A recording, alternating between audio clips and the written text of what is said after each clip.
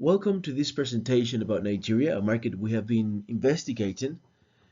Um, we have explored the differences between Nigeria and the US. As you can see, there's a much power distance between Nigeria and the US. It's 80 in the case of Nigeria. That's because um, the US is a much egalitarian society. In Nigeria, education, um, rank, or economic power are much more appreciated, um, and that's one of the results. Uh, the other one is individualism. In the US, it's much higher. The American citizen tends to worry more about its family and itself, and in Nigeria, citizens tend to belong to tribes and ethnic groups. There are more than there are almost 400 ethnic groups, more than 500 languages, and that's why you could understand why this society tends to be more collective type of society. Both societies are very masculine. They tend to appreciate heroic actions, and they're very competitive. Uh, Nigeria has a certain degree uh, of more uncertainty to avoidance, and I'll explain it later. And then the US has a better sense of long-term orientation, although it's not its greatest strength. But it's important to note that Nigerians will tend to be um, more direct negotiators, and they will tend to check data more and obtain quick results. They will not be as patient during negotiations or at the time of doing business. And then indulgence. Um, Nigerian society is more indulgent. This means they like taking some time off, having more fun um, than Americans do, and that will have to be taken into consideration as well. Um, well, I've explained everything here a bit better. Um, Nigeria is a bit more afraid to uncertainty and avoidance, and this will make the society uh, a bit more afraid of changing code of beliefs. Um, this is the one I missed and that I didn't explain well because I wanted to show how less than 50% of Nigerians speak English. There are other languages such as Hausa or Yoruba, Igbo, but these are just a few languages. Mainly with 4 or 5 languages, you can be understood well in Nigeria. English is not enough, so this should be taken into consideration whenever selling the product. Okay, I've explained this already, but you have something to read here just in case you want to catch up a bit. Okay, now Nigerians, we need to follow the following pattern when doing negotiations. They need to like us. They need to see our status, educational level. Trusted people need to talk to them. People with understanding. They need to be spoken in the language they understand, and they tend to be direct in the way they communicate, although in the beginning of the negotiations they will not be as direct. They are sensitive with the sense of humor. This means they do not accept sarcastical or cynical jokes, and the presentations have to be attractive. It's important to deal with the manager during the negotiation because they may use the manager as an excuse um, to ask for authority and back down in a negotiation. They could use the good cop and bad cop tactics personal, and they may use personal feelings to appeal to emotion. They can also be distracting during negotiations. That for that reason it's important not to start with your best offer because they will not they will throw many final proposals and they will go back on agreements they made before. So that's why it's important to understand that to every thing, there will be concessions if everything that has been agreed on will be respected. So there's an order in the negotiation. They don't like if we take an attorney. They will not. They will perceive. They will perceive that we don't trust them. And when signing a contract, it's important to understand that flexibility is important if conditions change. They might invite foreigners to events, but punctuality is not key. 15 to 30 minutes uh, of delay is acceptable. Negotiations can be done with individuals or teams, but it's important, to maintain these individuals, as Nigerians like the negotiations are in between people and not companies. They trust people more than companies. They like to know about our families and our health situation condition, because they want to know if they're going to be doing business with us for a long time or enough time. Um, okay. Now, the type of government is a federal republic. The National Assembly is where laws are written, and it's supposed to be the most important uh, um, official building of the country. They have several laws: English law from the British Empire, common law for cases in which current law can't resolve, customary law from indigenous rule divided into ethnic, customary law, and Sharia. Sharia is more like a theocratic law. Um, they have some political events since their independence. They have a military regime in 1966 and in 1969, and 1983 to 1989, which means they're young democracy. Nigeria has had 8 coups and only 5 were successful. Corruption is strong. It erodes efficiency in policies. And there's violence, especially in the northwest and north central regions, with kidnappings and assassinations. Southeast is a region that wishes a bit of independence and has had some assassinations too. Northeast, Boko Haram operates here, and it has had some violence and 200 abductions. And inflation, since the removal of fuel consumption recently, and the subsidy the subsidy and liberalization of foreign exchange currencies. The liberalization of foreign exchange currencies, inflation has gone up. Okay, so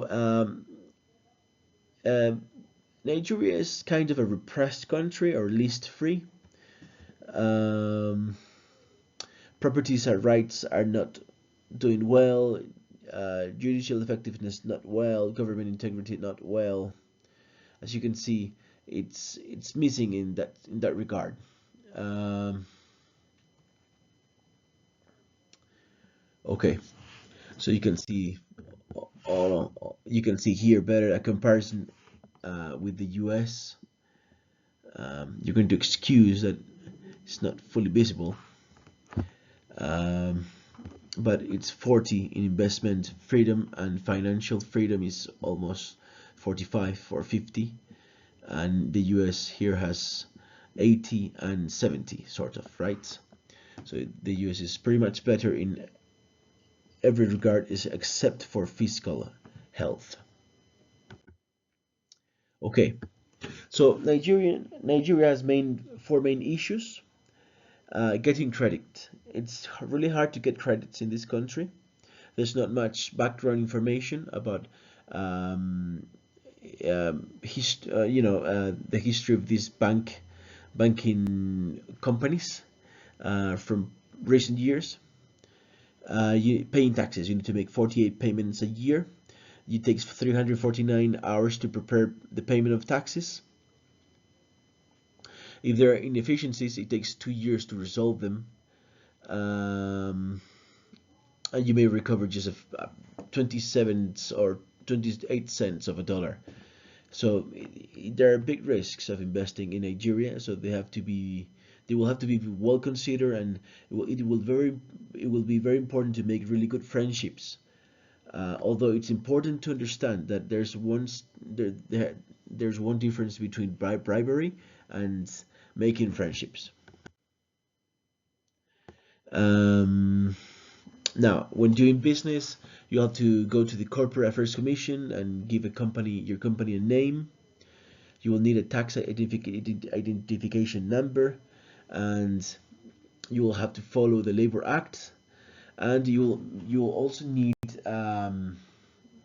industrial permits if we are to make a factory of our own products. Okay, audits and inspections will happen. Um, Also, uh, we'll have to send an NDPR yearly. The government can send its own auditors as well,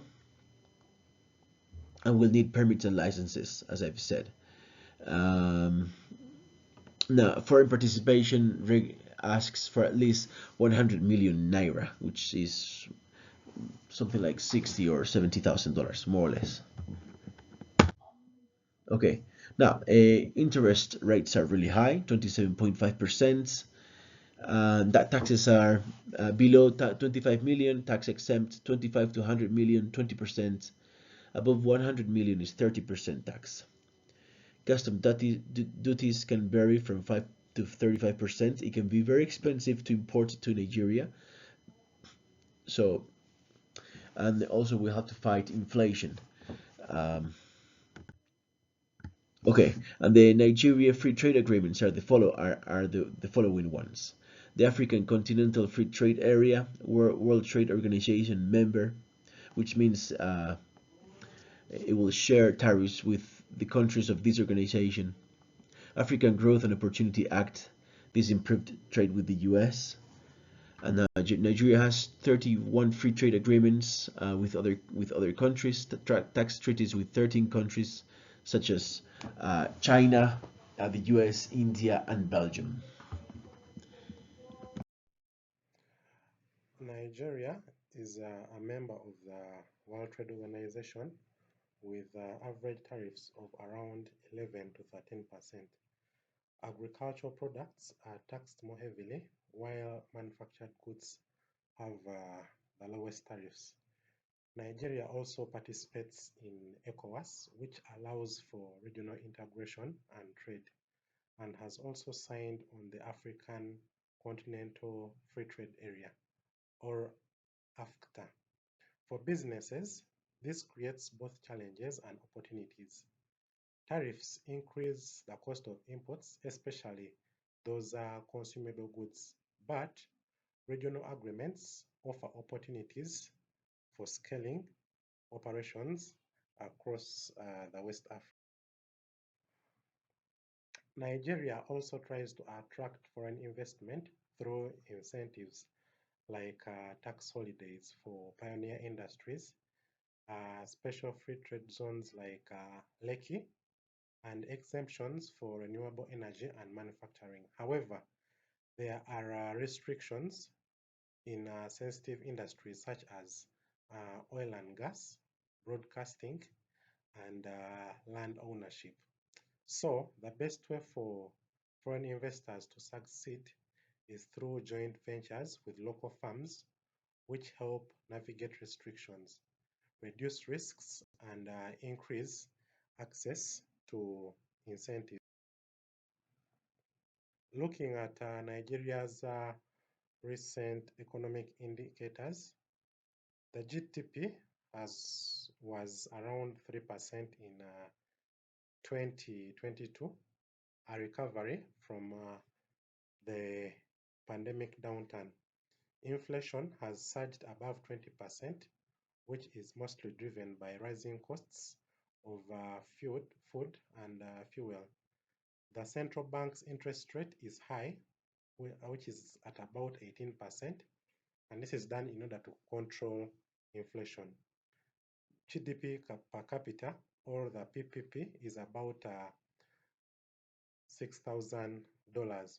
So the key takeaway as an investor is that while Nigeria faces serious inflationary pressures, the size of its population and growing demand for affordable goods will still make it a very good and compelling market.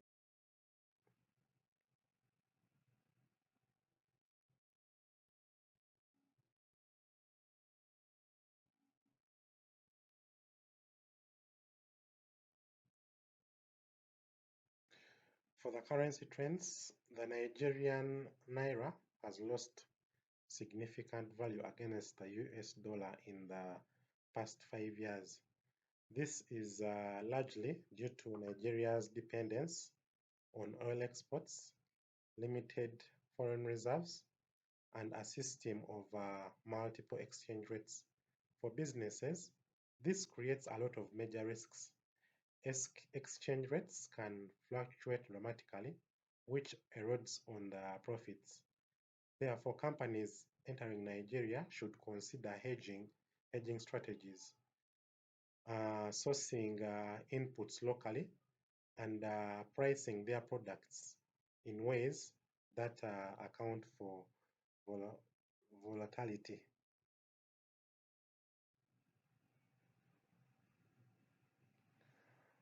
Our team identified three products with strong potential in Nigeria.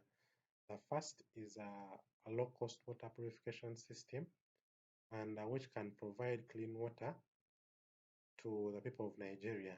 In Nigeria, clean water is still a major challenge. Affordable and portable filters can meet this urgent need, especially in those rural areas. The second product that we thought of as a team was nutritious ready-to-eat snacks. Malnutrition still remains widespread, especially among the children.